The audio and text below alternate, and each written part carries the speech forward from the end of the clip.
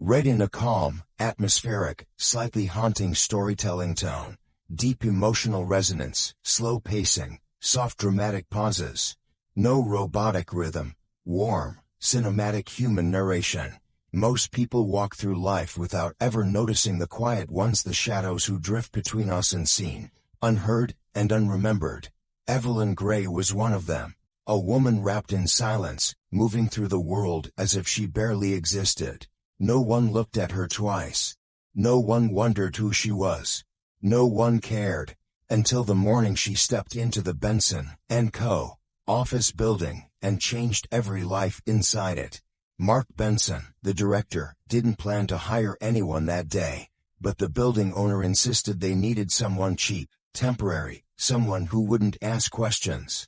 Evelyn appeared with an old id and a plastic bag holding the few things she owned. Her voice was quiet, her posture small, as if she was trying to make herself disappear. Mark hired her reluctantly. 2 weeks. Just cleaning, he said. She nodded. She always nodded. At first, Evelyn seemed like any other cleaner except for the way she moved. Silent. Weightless. Some employees joked she didn't make footsteps. Some swore she never blinked. Most chose simply to ignore her. But the strange things began almost immediately. Alicia, the secretary, lost her mother's bracelet. She searched her desk, her bag, the bathroom, the elevator, nothing. She almost cried. Hours later, the bracelet appeared on her desk, polished, shining, perfectly placed in the center. She hadn't told anyone it was missing. The next day, Derek the security guard misplaced his access card. He cursed under his breath, accusing Evelyn without saying her name. But when he opened his locker, the card sat inside, perfectly aligned, like someone had set it down with care. Evelyn walked past him with her head lowered. She didn't speak. She didn't react. But Derek felt a chill run down his spine. Mark decided to check the office surveillance system. It hardly worked, so he ordered new cameras installed.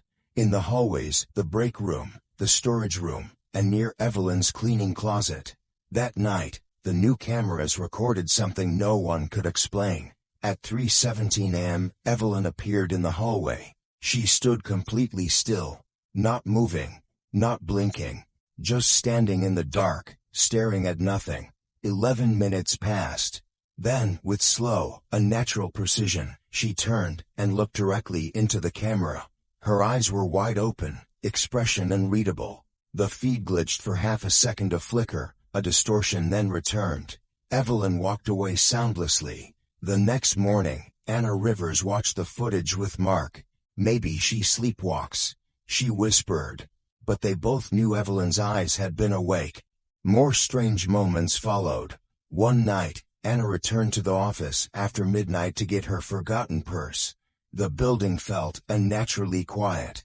As she walked toward the break room, she heard humming, soft, nostalgic, a lullaby her grandmother used to sing long ago. Anna froze.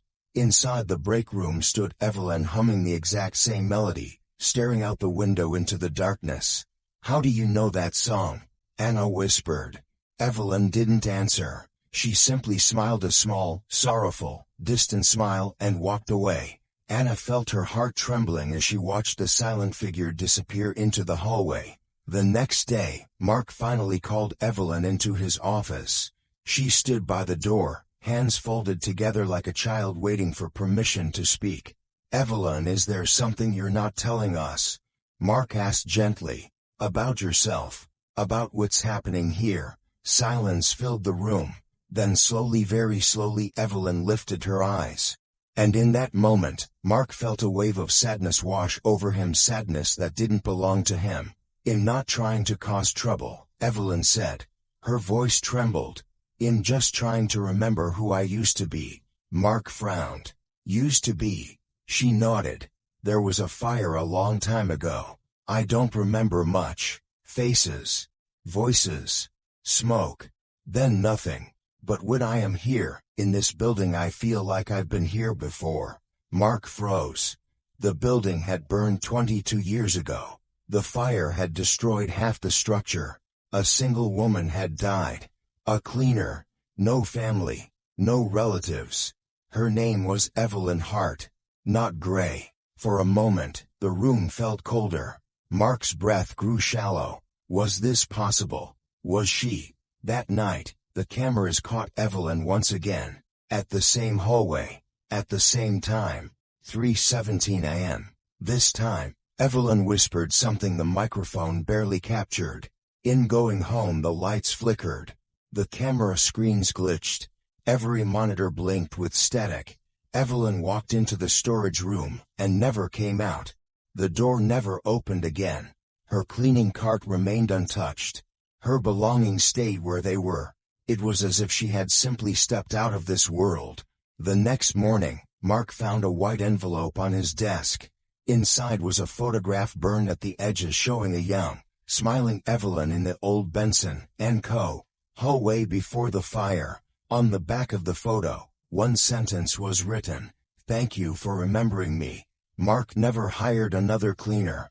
And sometimes when the office is empty and the lights hum softly, he hears a familiar melody drifting through the hallways. As if Evelyn is still there, watching, walking, finally at peace. Epilogue. Thank you for listening to this story. If you enjoyed it, please support the channel by liking this video, leaving a comment, and subscribing. Your support helps us create more stories like this. Thank you, and stay with us for the next tale.